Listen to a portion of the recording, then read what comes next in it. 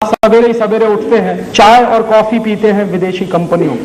एक चाय बिकती है हमारे देश में ब्रुक बॉन्ड, इंग्लैंड की कंपनी। एक चाय बिकती है लिप्टन टाइगर, ये भी इंग्लैंड की कंपनी। एक चाय बिकती है उसका नाम है ताजमहल, ये भी इंग्लैंड की कंपनी। एक चाय बिकती है उसका नाम है टी सिटी, एक है आईटीसी, एक है गॉडफ्रे फिलिप्स, ये अमेरिका की कंपनियां। तो इतनी सारी विदेशी कंपनियों की चाय और कॉफी आप पीते हैं, सवेरे ही सवेरे गुलामी शुरू हो जाती है। और ये चाय कॉफी क्यों पीते हैं? तो अक्सर लोग कहते हैं कि राजीव भाई उसी में तो स्मार्टनेस है। माने आज ये माना जाता है कि जो चाय कॉफी नहीं पिएगा वो बेवकूफ है, जो चाय कॉफी पिए वो बहुत स्मार्ट है। और अक्सर लोगों से मैं पूछता हूं कि क्यों पीते हैं चाय कॉफी, तो कहते हैं उसमें क्वालिटी होती है। क्या क्वालिटी होती है ये किसी को नहीं मालूम। चाय और कॉफी में क्वालिटी नहीं है, जहर है। क्या जहर है जानते हैं? चाय में एक जहर होता है उसका नाम है टैनिन, और कॉफी में एक जहर होता है उसका नाम है कैफीन। ये टैनिन और कैफीन दोनों जहर हैं जो कैंसर कर देते। तो हम लोग क्या करते हैं, सवेरे ही सवेरे जहर पीते हैं और कहते हैं क्वालिटी पी रहे हैं। और क्या करते हैं, खुद तो पी रहे हैं मरेंगे, मेहमान को भी मार रहे हैं पिला पिला के चाय। क्योंकि जब भी मैं किसी के घर में जाता हूं सबसे पहले पूछते हैं राजीव भाई चाय पिएंगे? मैं कहता हूं नहीं पिएंगे। कॉफी पिएंगे? मैं कहता हूं नहीं पिएंगे। तो क्या पिएंगे फिर? कोई नहीं पूछता राजीव भाई गाय का दूध पिएंगे या दही की ताक पिएंगे या लस्सी पिएंगे या नारियल का पानी पिएंगे। एक बार बंबई में मैं गया, मेरे एक परिचित हैं करोड़पति व्यक्ति, तो मैंने उनसे घर में जैसे ही घुसा तो उनकी पत्नी ने पूछा चाय कॉफी पिएंगे? मैंने कहा नहीं पीऊंगा। तो कहने लगी क्या पिएंगे? मैंने कहा नारियल का पानी पिलवा दीजिए। कहने लगा वो नहीं है हमारे। मैंने कहा क्यों नहीं है? कहा राजीव भाई नारियल का पानी ऑफर करने में शर्म आती है, माने चाय कॉफी जैसा जहर पिलाने में शर्म नहीं आती, नारियल का पानी पिलाने में शर्म आती। मैंने उनसे पूछा आपको मालूम है चाय कॉफी किसको पीनी चाहिए? उन्होंने कहा मुझे नहीं मालूम। सच्चाई यह है कि हम में से किसी को नहीं मालूम कि चाय कॉफी किसको पीनी चाहिए। चाय कॉफी पीनी चाहिए उन लोगों को जो बहुत ठंडी में रहते हैं, माने America, Germany, France, Sweden, Switzerland, तमाम उन देशों में भयंकर ठंडी पड़ती है। साल में 9 महीने भयंकर ठंडी पड़ती है, 6 महीने तो बर्फ जमी रहती है। उन लोगों को चाय कॉफी की जरूरत होती है क्योंकि ठंडी ज्यादा पड़ती है और चाय कॉफी दोनों बहुत गर्म चीजें हैं। हमारे यहाँ क्या होता है, हमारे यहाँ साल में 9 महीने भयंकर गर्मी पड़ती। तो जिस देश में साल में 9 महीने भयंकर गर्मी पड़ती है उसमें और गर्म चाय और कॉफी पी रहे हैं, माने सत्यानाश कर रहे हैं। और क्या सत्यानाश कर रहे हैं? अपने शरीर का और अपने शरीर के साथ साथ देश का। देश का क्या सत्यानाश कर रहे हैं? परदेशी कंपनियां आपके देश में चाय कॉफी बेच रही हैं। पता है क्या होता है? चाय हमारे देश के किसान पैदा करते हैं, कॉफी भी हमारे देश के किसान पैदा करते हैं। ये परदेशी कंपनियां क्या करती हैं, हमारे किसानों से चाय खरीदती हैं 24 रुपए में किलो, और वो 24 रुपए किलो की चाय जो खरीदते हैं किसानों से उसको हमें बेचते हैं 125 रुपए में 1 किलो। माने बीच का मुनाफा चला गया सब परदेशी कंपनियां। क्या होता है, हर साल ये कंपनियां हमारे देश में 70 करोड़ किलोग्राम के आसपास चाय कॉफी बेचते हैं और हजारों करोड़ रुपया कमा के ले जाते। आपको मालूम है हम एक साल में जितनी चाय कॉफी पी लेते हैं उतने में हमारे देश का 5,600 करोड़ रुपया विदेशी कंपनियों के हाथ में चला जाता है। तो सवेरे ही सवेरे हिंदुस्तान के खून पसीने की कमाई का 5,600 करोड़ परदेशी कंपनियों के हाथ में हम दे देते हैं, फिर कहते हैं भारत माता की जय। कहां से भारत माता जिंदा रहने वाली है? तो मैं आपसे निवेदन करने आया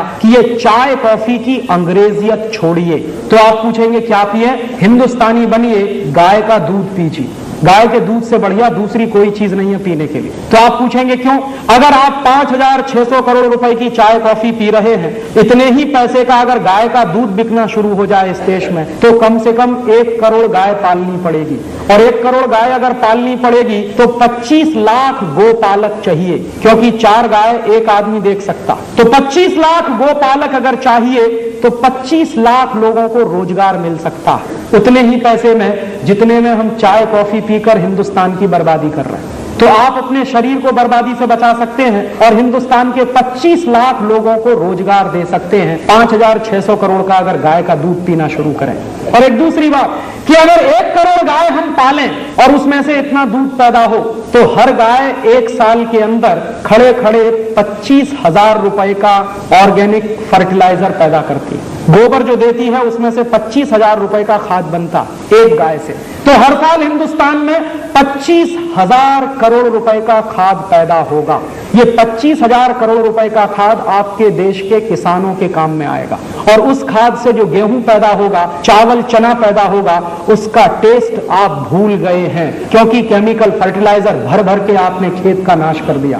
तो हम गाय का दूध पिएंगे, 5,600 करोड़ का दूध बिकेगा, 25 लाख लोगों को रोजगार मिलेगा, 25,000 करोड़ का ऑर्गेनिक फर्टिलाइजर पैदा होगा। ये सब काम इस देश में हो जाएंगे। एक छोटा सा काम आपको करना है, अंग्रेजियत को छोड़िए, चाय कॉफी बंद करिए। उसके बाद आप अगर चाय कॉफी बंद करेंगे तो गाय का दूध, नारियल का पानी, संतरे का रस, मौसम्मी का रस, ये सब पिएंगे। संतरे का रस पिएंगे तो पैसा किसान के पास जाए, मौसम्मी का रस पिएंगे तो भी पैसा किसान के पास जाए, नींबू का शरबत पिएंगे तो भी पैसा किसान के पास जाएगा। माने चाय कॉफी छोड़कर आप कुछ भी पिएंगे भारतीय व्यवस्था का, तो पैसा देश का देश में ही रहेगा और हमारे ही किसान के पास जाएगा। ऐसे मैं आपसे एक दूसरी छोटी सी निवेदन करना चाहता हूं कि हमारे घरों में अंग्रेजियत की टूथपेस्ट आती है, Colgate, Closeup, Cibaca, Forhans, Gleem, Glow, ढेर सारे टूथपेस्ट, और टूथपेस्ट करने के लिए टूथब्रश भी। किसी से भी मैं पूछता हूं कि क्यों करते हैं ये कॉलगेट, तो कहते हैं राजीव भाई सांस की बदबू दूर होती और दांतों की सड़न दूर होती। तो मैं उनसे पूछता हूं कि अच्छा, जब कॉलगेट नहीं होता था तो सबके दांत सड़ जाते होंगे और सबकी सांस में बदबू आती होगी। एक दिन ये बात मैंने मेरे घर में पूछी मेरी दादी माँ को। मेरी दादी माँ की उम्र है 75 साल। मैंने कहा दादी माँ, तुम्हारे जमाने में तो कॉलगेट नहीं था, तो तुम्हारे दांत तो सड़ गए होंगे और तुम्हारी सांस में इतनी बदबू आती होगी कि कभी दादाजी तुम्हारे पास नहीं बैठते होंगे।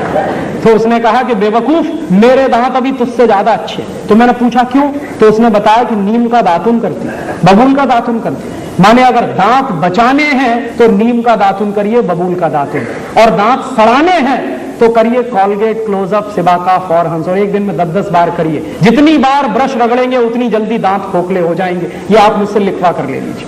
क्यों? जिन देशों में टूथपेस्ट सबसे ज्यादा इस्तेमाल होता है उनमें से एक देश है अमेरिका, और अमेरिका में ही सबसे ज्यादा दांतों के मरीज हैं और दांतों के डॉक्टर भी सबसे ज्यादा, क्योंकि बर्बादी आई है दांतों की, क्योंकि पेस्ट खरीदते। और ये पेस्ट क्यों खरीदते हैं? अक्सर हम मानते हैं कि इनमें क्वालिटी है। दुर्भाग्य से कोई भी टूथपेस्ट में क्वालिटी नहीं है। ये जो कॉलगेट, क्लोजअप, सिबाका, फॉरहंस, क्यों?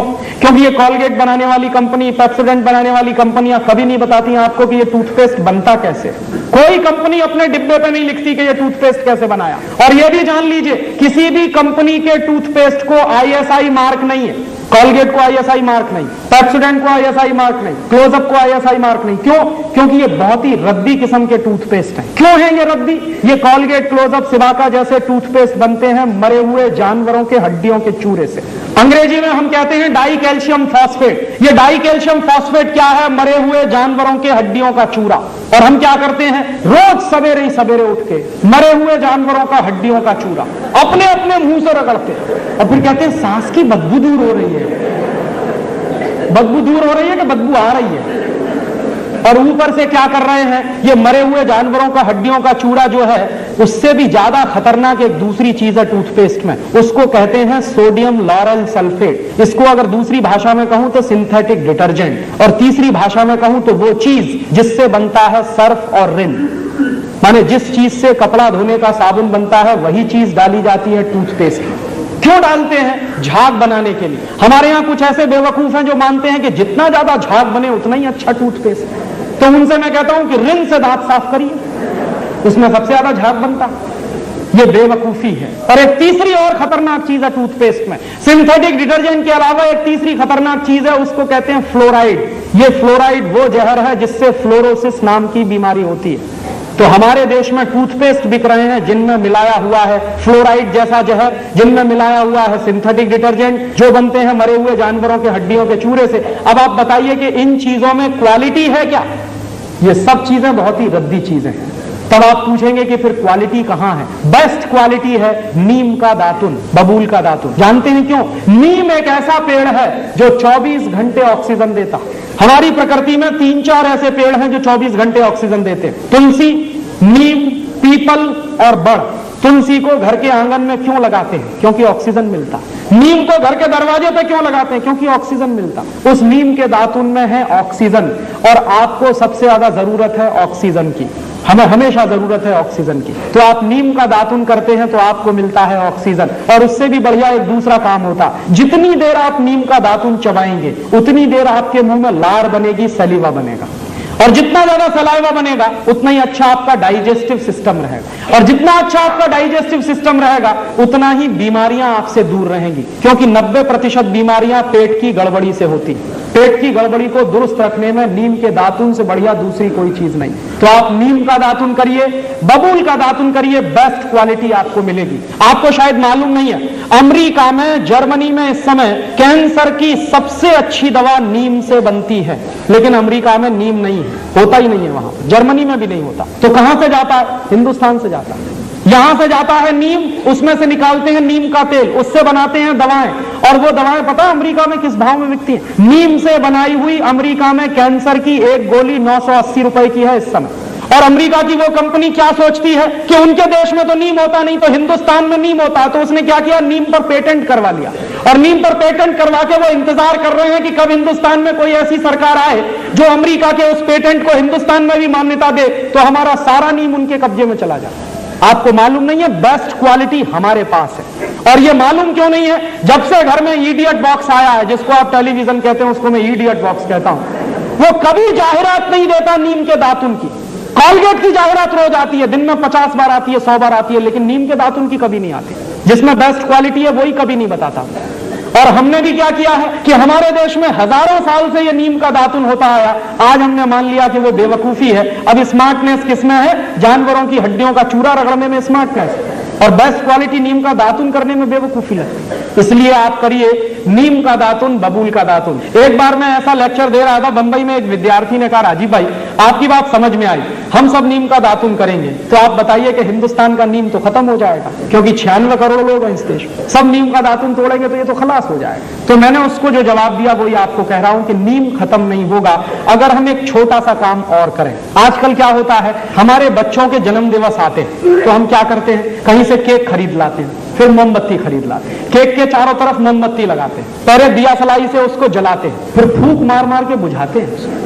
आपको मालूम है भारतीय संस्कृति में दीपक कब बुझाते हैं? भारतीय संस्कृति में दीपक बुझाते हैं जब किसी की मौत होती है। हम क्या कर रहे हैं, जिसका जन्मदिन मना रहे हैं उसी के मरने की तैयारी भी कर रहे हैं। और ये आया कहां से है? अंग्रेजियत से आया है ये तंत्र। तो इस बेवकूफी की अंग्रेजियत को छोड़िए। तो आप पूछेंगे फिर क्या करें? अपने बच्चों का जन्मदिन मनाइए, घी के दीपक जलाइए, बुझाते नहीं है। भारतीय संस्कृति में दीपक जलाया जाता है, तो दीपक जलाइए। और एक दूसरा छोटा सा काम और करिए कि अपने बच्चे के नाम से उसके जन्मदिन पर एक नीम का पौधा लगाइए।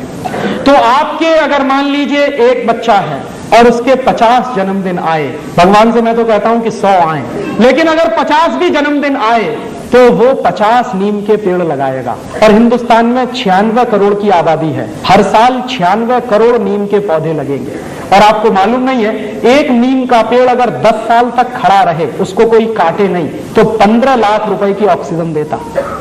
तो अगर हमारे बच्चे ने 50 नीम के पेड़ लगाए अपने पूरे जीवन में, तो 7.5 करोड़ रुपए की ऑक्सीजन पैदा होगी। इतना बड़ा काम होगा। और वो ऑक्सीजन काम किसके आएगी? हमारे। और नीम का दातुन हम सबको मुफ्त में मिलेगा। दातुन को कभी भी एक बार करके मत फेंकिए, एक बार किया उसको काट के पानी में डाल के रखिए, दूसरी बार भी काम आएगा। एक दातुन को मैं कम से कम 1 हफ्ते चलाता हूं। एक बार मैं ये बता रहा था तो IIT का एक स्टूडेंट खड़ा होगा, कहने लगा, क्या राजीव भाई उल्टी उल्टी बातें बताते हैं, एक दातुन को बार बार कैसे करें, गंदा नहीं लगता? तो मैंने कहा, भाई जरा ये बता कि एक टूथब्रश को कितनी बार करता? एक बार किया धो के रख दिया, दूसरी बार किया धो के रख दिया, तीसरी बार किया धो। तो एक टूथब्रश को सालों साल करता तो गंदा नहीं लगता। नीम का दातुन 2 बार कर रहा है तो कह गंदा लगता। कहने लगा, राजीव भाई सच्ची में अपना दिमाग घूम गया है। मैंने कहा, घूमे हुए दिमाग को सीधा कर ले फिर। और इसलिए आप दातुन खरीदिए। जो लोग दातुन नहीं कर सकते उनके लिए एक दूसरी बात। और इसके पहले एक छोटी सी बात और, एक बार मैंने हिसाब लगाया, पूरे देश में परदेशी कंपनियों का जितना टूथपेस्ट बिकता है और टूथब्रश करीब 450-500 करोड़ रुपए का है। और ये 450-500 करोड़ रुपया हम दे देते हैं परदेशी कंपनियों को। अगर इतने रुपए का नीम का दातुन बिके या बबूल का दातुन बिके तो जानते हैं क्या होगा? कम से कम 4 लाख लोगों को रोजगार मिलेगा। आप जाइए कभी बंबई में, हर स्टेशन के बाहर नीम का दातुन, बबूल का दातुन बिकता, लेकिन जो बेचने वाले लोग हैं बहुत ही गरीब हैं, सवेरे से शाम तक बेचारे बैठे रहते हैं, बहुत कम लोग हैं खरीदते हैं। कि अगर सब लोग उनका दातुन खरीदें तो पैसा उस गरीब के पास जाएगा और वो उस गरीब के माध्यम से किसान के पास पहुंचे। तो अगर ये व्यवस्था व्यवस्था बने तो 4 लाख किसानों को हम रोजगार दे सकते हैं। माने 4 लाख किसान हिंदुस्तान में सिर्फ नीम का पेड़ लगाकर ही रोजगार पा सकते हैं। यह व्यवस्था हम चला सकते हैं। और जो लोग दातुन नहीं कर सकते वो उंगली से मंजन करें। काला दंत मंजन आता है, लाल दंत मंजन आता है, सबसे बढ़िया दंत मंजन नमक मीठू, वो आपके सबके घर में है। दंत मंजन क्यों करें? क्योंकि ये जो उंगली होती है, दाहिने हाथ की पहली उंगली, इसमें एक मेरिडियन पॉइंट होता है। एक्यूप्रेशर का विज्ञान बताता है कि दाहिने हाथ की पहली उंगली में लार्ज इंटेस्टाइन का एक मेरिडियन पॉइंट है। तो जितनी देर आप उंगली से दांत साफ करते हैं, दांतों की सफाई होती है, मसूड़ों की मालिश होती है, उससे भी बड़ा काम होता है, आपकी बड़ी आंत की पूरी सफाई होती है। आपको मालूम नहीं है। इसलिए हजारों साल से इस देश में उंगली से दांत साफ करने की परंपरा है। बहुत वैज्ञानिक काम है उंगली से दांत साफ करना। तो या तो उंगली से दांत साफ करिए या करिए दातुन, दोनों बेस्ट क्वालिटी हैं। हिंदुस्तान का सैकड़ों करोड़ रुपया बचेगा, 4 लाख लोगों को हम रोजगार दे सकते हैं। ऐसा ही एक तीसरा छोटा सा निवेदन, हमारे घरों में साबुन आता है, Lux, Lifebuoy, Liril, Rexona, Pears, कैने, पामोलिव, जॉनसन एंड जॉनसन वगैरह वगैरह। ये सब साबुन क्यों खरीदते हैं? एक बार मैंने एक भाई से पूछा कि लक्स से क्यों नहाते हो? कहने लगा माधुरी दीक्षित कहती। एक दूसरे से पूछा कि तुम क्यों लगाते हो? कि हेमा मालिनी कहती। तो कभी माधुरी दीक्षित और हेमा मालिनी कुएं में गिरेंगे तो हम भी गिरेंगे? ये बेवकूफी मत करिए। और मैं शायद आपको मालूम नहीं है कि माधुरी दीक्षित या हेमा मालिनी या कोई भी फिल्मी हीरोइन लक्स से नहीं नहाती, साबुन से नहीं नहाती। तो आप पूछेंगे मुझको कैसे मालूम? मुझको पता चला अभी कुछ दिन पहले बंबई में मेरा एक व्याख्यान हुआ था जुहू में। और जुहू वो जगह है जहां हिंदुस्तान के ये फिल्मी हीरो हीरोइन ज्यादा रहते हैं। व्याख्यान कैसे हुआ? एक कोई फिल्मी हीरो है, उनका नाम है धर्मेंद्र। उन्होंने मेरे व्याख्यान के कैसेट सुने। मेरे व्याख्यान के कुछ 10 कैसेट निकले हैं, तो उन्होंने सुने और उन्होंने तुरंत फोन किया कि मैं राजीव दीक्षित से बात करना चाहता हूं। मैंने कहा मैं बोल रहा हूं। तो कहने लगे आपके 10 कैसेट सुनने के लिए मैंने 10 घंटे गाड़ी चलाई और घर नहीं गया जब तक कैसेट खत्म नहीं हुआ। मैंने कहा बहुत अच्छी बात है, क्या लगा आपको? मैं आपका एक व्याख्यान करना चाहता हूं। मैंने कहा जरूर करिए, मैं आऊंगा। क्या आपकी फीस क्या है? मैंने कहा मैं फीस नहीं लेता कभी व्याख्यान के लिए। कहने लगा अच्छा फिर तो मुझे खुशी है, आप आइए। मैंने कहा जरूर आऊंगा, एक ही शर्त है कि जितने फिल्मी हीरो हीरोइन है उनको सबको बुलाइए ज्यादा से ज्यादा। तो उन्होंने कहा मैं कोशिश करता हूं। तो क्या हुआ, उनका एक बंगला है लोनावाला में, पूना और बंबई के बीच में, वहां उन्होंने व्याख्यान रखा। मैं गया, ज्यादा लोग तो नहीं आए, कुछ 25-30 लोग आए थे। उनके बीच में मीटिंग हुई, बातचीत हुई, बहुत सारे सवाल पूछे। जब खत्म हो गए उनके सवाल तो मैंने उनसे कहा कि अब मैं एक सवाल पूछूंगा। तो हेमा मालिनी से मैंने पूछा कि आप मुझे बताओ कि लक्स से नहाती हो? नहीं। लाइफबॉय से नहाती हो? नहीं। कैमे से नहाती हो? नहीं। लिरिल से नहाती हो? नहीं। मैंने कहा आप नहाती भी हो? तो कहने लगी नहाती तो रोज हूं। मैंने कहा फिर किससे? तो उन्होंने बताया चने के आटे में मलाई डाल के नहाती हूं, माने बेसन में मलाई डाल के नहाती हूं। तो मैंने कहा अगर आप बेसन में मलाई डाल के नहाती हैं तो ये बात पूरे देश को क्यों नहीं बताती? कहने लगी डर लगता है। मैंने कहा क्या डर लगता है? कि अगर हिंदुस्तान की सभी बहनों ने बेसन में मलाई डालकर नहाना शुरू किया तो सब हेमा मालिनी हो जाएंगे। तुम मेरी तो कुर्सी खतरे में पड़ जाएगी। तो आप ये जान लीजिए कोई भी फिल्मी हीरोइन साबुन से नहीं नहाती। क्यों? उसका कारण है जितने साबुन हैं वो बनते हैं कास्टिक सोडा से, और कास्टिक सोडा शरीर की त्वचा के लिए बहुत खराब होता है। और आप ये चाहें तो प्रयोग करिए, साबुन से नहाइए, नहाने के 20 मिनट के बाद जब आपका शरीर सूख जाए तो नाखून से ऐसे लाइन खींचिए, सफेद रंग की लाइन खींचेगी। और आजकल ठंडी का दिन है, साबुन से नहाइए, 10 मिनट बाद आपका पूरा चेहरा सफेद सफेद हो जाए। क्यों? उसमें जो कास्टिक सोडा है वो आपकी शरीर की त्वचा से चिपक जाता है। चाहे जितना पानी डालिए धुलता नहीं, इसलिए साबुन सबसे रद्दी चीज है। तब आप पूछेंगे बेस्ट क्वालिटी क्या है? बेस्ट क्वालिटी है मुल्तानी मिट्टी।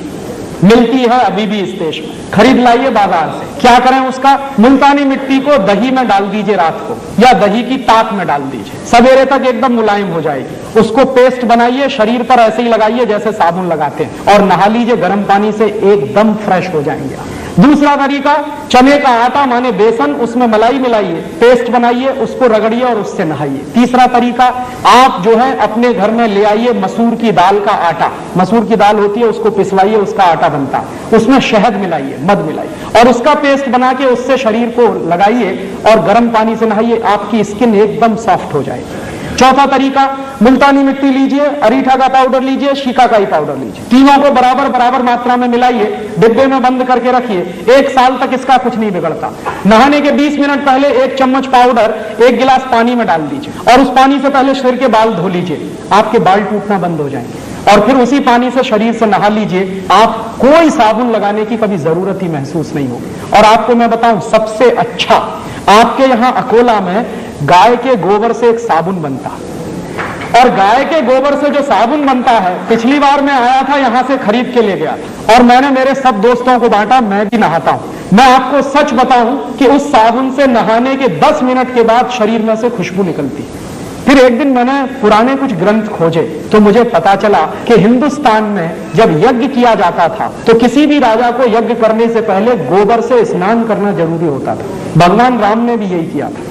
जब भगवान राम ने यज्ञ किया तो गोबर से स्नान किया था, तब यज्ञ करने के लिए बैठ पाए थे। तो शास्त्रों में इसका वर्णन है और गोबर से स्नान करना बहुत ऊंची बात है। आपके घर में अगर देसी गाय है तो उसके गोबर से आप सीधे स्नान कर सकते हैं, नहीं है तो आपके अकोला में बनता है इतना अच्छा साबुन, और अगर आप वो खरीदेंगे तो पैसा कहां जाएगा? अकोला का पैसा यही रहने वाला। और वो साबुन यहां के किसी गौशाला में बनता तो आपका दिया गया पैसा जाएगा कहां?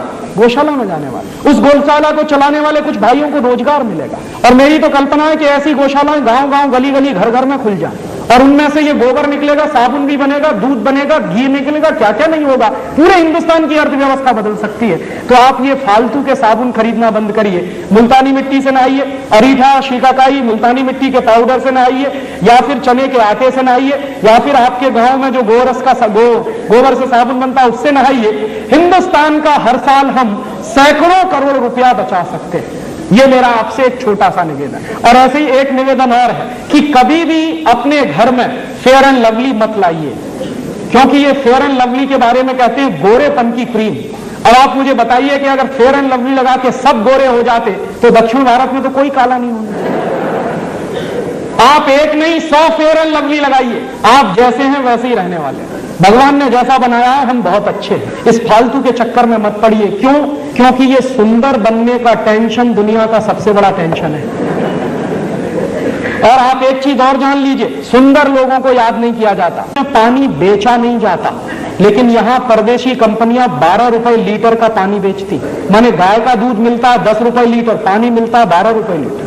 कौन सा देश है और किस देश में आप रह रहे हैं? और ये परदेशी कंपनियों का पानी पी रहे हैं गांव गांव गली गली में। मुझे बहुत दुख होता है कि हिंदुस्तान में 2 लाख गांव ऐसे हैं जहां पीने का पानी नहीं है। आज भी करोड़ों लोगों को इस देश में पीने का पानी नहीं मिलता, और हमारे देश में कुछ परदेशी कंपनियां पेप्सी और कोका कोला बेचकर सैकड़ों करोड़ रुपया कमा के ले जाती। ये पेप्सी और कोका कोला जैसी बोतलों में जानते हैं क्या है? उस बोतल पर साफ साफ लिखा हुआ है, it contains no fruit juice, माने उसमें किसी भी फल का रस नहीं है। तो क्या है? सिंथेटिक केमिकल्स हैं उसमें। क्या केमिकल्स हैं? सबसे खतरनाक चीज है पेप्सी कोला कोका कोला में कार्बन डाइऑक्साइड। और कार्बन डाइऑक्साइड कभी भी शरीर के अंदर नहीं ले जानी चाहिए। शरीर विज्ञान कार्बन डाइऑक्साइड को बाहर निकालता है, ऑक्सीजन अंदर ले जाते हैं। हम बेवकूफी करते हैं, पेप्सी पी के, कोका पी के उसको अंदर ले जाते हैं। और कार्बन डाइऑक्साइड के साथ साथ जो और खतरनाक चीजें हैं उन बोतलों में, वो क्या है? एक है फॉस्फोरिक एसिड, एक है सोडियम ग्लूटामेट, एक है पोटेशियम सॉर्बेट, और उसमें है लेड एसीटेट। ये सब चीजें क्या करती हैं? एक साथ मिलकर ये सब चीजें किडनी फेल कर देती। जितना ज्यादा सॉफ्ट ड्रिंक पिएंगे उतना ही किडनी फेल होने की गंभीरता हो जाएगी। और किडनी फेल होने का क्या कष्ट होता है, ये हिंदुस्तान के एक्स प्राइम मिनिस्टर को देख लीजिए आप। हमारे देश के एक एक्स प्राइम मिनिस्टर है, उनकी दोनों किडनी फेल हो गई। और जब उनकी शक्ल आती है कभी कभी टेलीविजन पे या अखबारों में, तो दिखाई देता है कि उनका पूरा खून निचोड़ लिया है किसी। उनको प्रतिदिन 8 घंटे डायलिसिस पर रहना पड़ता, और 8 घंटे डायलिसिस पे क्या होता है? पूरा खून खींचा जाता है, साफ करके डाला जाता है दोबारा। इतना कष्ट होता है अगर दोनों किडनी फेल हो जाए। भगवान की दी हुई दोनों किडनियां क्यों फेल कर रहे हैं? पी के पेप्सी और कोका कोला। और मेरा एक दोस्त है, all India institute of medical science में डॉक्टर है, उसी डिपार्टमेंट में जहां किडनी के ऑपरेशंस होते हैं। एक दिन मैंने उससे पूछा कि आजकल क्या हालत है तुम्हारे इंस्टीट्यूट की? कहने लगा भयंकर केसेस आ रहे हैं किडनी फेलियर के। मैंने कहा क्या तुमको लगता है? तो उसने कहा 90% केसेस वो आ रहे हैं जो सॉफ्ट ड्रिंक पी के किडनी फेल करा रहे हैं यंग एज। तो किडनी फेल हो जाए ऐसी चीजें मत पीजिए, और इनमें कुछ भी नहीं है पीने लायक। और इसलिए भी पेप्सी और कोका कोला मत पीजिए कि 70 पैसे की बोतल बनती है और 10 रुपए की बिकती है। 72 पैसे में बनता है कोका कोला, 10 रुपए में बिकता है। और आप याद करिए, हिंदुस्तान में एक सरकार बनी थी 1977 में, उन्होंने कोका कोला को भगा दिया था। मुरारजी भाई देसाई जब प्रधानमंत्री बने थे तो कोका कोला को भगा दिया था। क्यों? एक बार मुरारजी भाई देसाई ने कोका कोला की फाइल मंगाई थी, उस समय जॉर्ज फर्नांडीज उद्योग मंत्री थे। तो हुआ क्या था कि कोका कोला की फाइल मंगाई और पूछा कि ये कंपनी क्या है, क्या करती है, क्या करती है, क्या बेचती है। तो पता चला कि कोका कोला कंपनी आई थी 1966 में, 6.5 लाख रुपया लेके आई थी अमेरिका से, और जिस साल मुरारजी भाई की सरकार बनी थी उस साल कोका कोला कंपनी का नेट प्रॉफिट 18 करोड़ का था। तो मुरारजी भाई ने कहा ये करती क्या? पानी बेचती। उस पानी की हमको जरूरत है कि नहीं? बिल्कुल जरूरत है। तो उन्होंने कहा भगाओ इसको, हमें इसकी कोई जरूरत नहीं। और कोका कोला कंपनी को नोटिस दिया गया और कोका कोला कंपनी ने हिंदुस्तान छोड़ा। बिना 1 पैसे का मुआवजा दिए हुए कोका कोला को भगा दिया था हिंदुस्तान से। वही कोका कोला फिर घुस गया इस देश में, और उसके बाद अब पेप्सी कोला भी घुस गया। और ये क्या कर रहे हैं? एक साल में पेप्सी कोला कंपनी का नेट प्रॉफिट 240 करोड़ रुपए का है, और कोका कोला कंपनी का एक साल का नेट प्रॉफिट 260 करोड़ रुपए का है। एक साल में इन दोनों कंपनियों का 2000 करोड़ रुपए का सॉफ्ट ड्रिंक बिकता है हमारे मार्केट में। पैसा बर्बाद हो रहा है। और पहले क्या था कि कुछ हमारी स्वदेशी कंपनियां भी थी, अब इन दोनों कंपनियों ने सबको हड़प लिया। हमारी एक कंपनी थी पार्ले जो थम्स अप और लिम्का बनाती थी, वो चली गई अब कोका कोला के कंट्रोल में। क्या हो रहा है? हजारों करोड़ रुपए बेवकूफी में बर्बाद हो रहे हैं देश की इकोनॉमी के। हम क्या करें? पेप्सी और कोका पीना बंद करें। और कभी भी आपके हाथ में पेप्सी और कोका कोला की बोतल आए तो बोतल को मुंह से लगाने के 2 मिनट पहले सिर्फ इतना सोचिए कि मेरे देश के 2 लाख गांव में पीने का पानी नहीं, करोड़ों लोगों को पीने का पानी नहीं मिलता। मैं ये परदेशी कंपनी का पानी पीऊं? और तब आपके हाथ से अगर बोतल छूट जाए और गिर जाए तो आपसे बड़ा देशभक्त इस समय कोई दूसरा नहीं है। मेरे लिए देशभक्ति की अब एक ही परिभाषा है कि आप अगर विदेशी कंपनियों का माल खरीद रहे हैं और पैसा देश के बाहर जा रहा है और ऐसा सामान खरीद रहे हैं जिसकी हमको कोई जरूरत नहीं है, तो मुझे आपकी देशभक्ति पर संदेह है। तो ऐसा काम मत करिए, हिंदुस्तान को बचाना है। क्यों? क्योंकि ये कंपनियां हर साल हमारे देश से 70,000 करोड़ रुपए लूट कर ले जाती हैं। कोई टेक्नोलॉजी नहीं है, कोई रोजगार नहीं मिल रहा है, उल्टे बेरोजगारी इस देश में बढ़ रही है। तो ऐसे समय में हमको एक एक पाई बचानी है इस देश की। तो आपको मैं ये निवेदन करने आया कि अपने घर से ये अंग्रेजियत भगाइए, माने विदेशी कंपनियों के सामान खरीदना बंद करिए, और ज्यादा से ज्यादा बन सके उतने वो सामान खरीदिए जो प्रकृति से सीधे मिलते हैं, ताकि पैसा किसान के पास जाए। और ऐसे ये दूसरा आखिरी निवेदन कि ये आप अंग्रेजियत से बाहर निकलें, इसके लिए बहुत जरूरी है कि टेलीविजन कम से कम देखें, क्योंकि ये जो टेलीविजन है ये रोज आपको उल्टी उल्टी बातें सिखाता है। मैं सिखा रहा हूं कॉलगेट मत खरीदिए, टेलीविजन रोज कहेगा कॉलगेट ही खरीदो, और दिन में 50 बार कहेगा, 100 बार कहेगा। मैं कह रहा हूं विदेशी कंपनी का माल मत खरीदो, टेलीविजन रोज दिन में 50-100 बार कहेगा कि यही खरीदो। और ये जिसको आप टेलीविजन कहते हैं उसको मैं इडियट बॉक्स कहता हूं। क्यों है ये इडियट बॉक्स? क्योंकि ये इडियट बनाता है आप। एक उदाहरण देखिए, टेलीविजन पे एक जाहिरात आता है, क्या कहते हैं? हाय मैं कॉम्प्लॉन बॉय। फिर एक बेटी कहती है हाय मैं कॉम्प्लॉन गर्ल। इसका मानी क्या है? मैं कॉम्प्लॉन का बेटा हूं और मैं कॉम्प्लॉन की बेटी हूं। और कॉम्प्लॉन क्या है? टिन का डिब्बा। अब आप बताइए, टिन के डिब्बा के भी बेटा बेटी हो सकते हैं? 100% इडियोसिटी है। क्या दिखाता है टेलीविजन? लाइफ बॉय है जहां, तंदुरुस्ती है वहां। अब आप बताइए, अगर तंदुरुस्ती लाइफ बॉय से आती है तो भोजन क्यों करते हैं? आज से भोजन करना छोड़िए और एक एक लाइफ बॉय खरीद लीजिए और दिन में 10-10 बार रगड़िए, सबकी तंदुरुस्ती बनेगी। क्या इडियोसिटी दिखाते हैं कि एक फुटबॉल खिलाड़ी है जो बिना लाइफ बॉय लगा के फुटबॉल खेलने जाता है तो गिर पड़ता, फिर लाइफ बॉय लगा के जब फुटबॉल खेलने जाता है तो बिना गोल मारे वापस नहीं लौटता। तो मैं सोचता हूं कि लाइफ बॉय लगा के इतना अच्छा खिलाड़ी कोई हो सकता है तो इन सब खिलाड़ियों को ओलंपिक में भेजना चाहिए, क्योंकि हिंदुस्तान की फुटबॉल की टीम जब ओलंपिक में जाती है तो क्वालिफाइंग राउंड में बाहर हो जाती है। उस दिन मैं सोचता हूं कि हिंदुस्तान की सरकार ने एक एक खिलाड़ी को लाइफ बॉय का एक एक पैकेट दिया होता तो 10-12 गोल्ड मेडल तो आ ही जाते कम से कम। 100% इडियोसिटी है। उस इडियोसिटी का एक उदाहरण और देखिए, टेलीविजन पे दिखाते हैं कॉलगेट का विज्ञापन। कैसे दिखाते हैं? 2 पति पत्नी साथ साथ चल रहे हैं, थोड़ी देर के बाद पत्नी मुंह फेर लेती है और अपनी सहेली से कहती है कैसे कहूं इनकी सांस में बदबू आती है। तो उसकी सहेली कहती है सांस में बदबू, चल मेरे साथ। दोनों डॉक्टर के पास जाते हैं, डॉक्टर साहब कहते हैं अरे कॉलगेट का सुरक्षा चक्र तो अपनाया नहीं, सांस में बदबू तो आएगी। तो उनके घर में कॉलगेट आ जाता है। उनके मिस्टर जिनकी सांस में बदबू आती है वो कॉलगेट रगड़ते हैं। कॉलगेट रगड़ने के बाद दिखाते हैं उनकी पत्नी उनके नजदीक आ जाती है और नीचे एक लाइन लिखते हैं, दूरियां नजदीकियां बनी। जानते हैं इसका मतलब क्या? इसका मतलब है कि दो पति पत्नी अगर कॉलगेट नहीं करेंगे तो दूर दूर रहेंगे, कॉलगेट करेंगे तभी नजदीक आएंगे। अब आप बताइए, भारतीय संस्कृति में कहते हैं कि पति पत्नी का रिश्ता परस्पर प्रेम, परस्पर विश्वास, परस्पर सद्भाव पर टिका होता है। अब ये इडियट बॉक्स कह रहा है नहीं, कॉलगेट टेस्ट पर टिका हुआ, इसलिए ये इडियट बॉक्स है। और ये इडियट बॉक्स क्यों है? अभी आपने कहा तो मुझे याद आ गया, एक विज्ञापन आता है टेलीविजन पे, घर की बड़े शान पड़ोसी की जले जान। हैं पड़ोसी की जान जलाने में, पता है कैसे? भला उसकी कमीज मेरी कमीज से सफेद कैसे?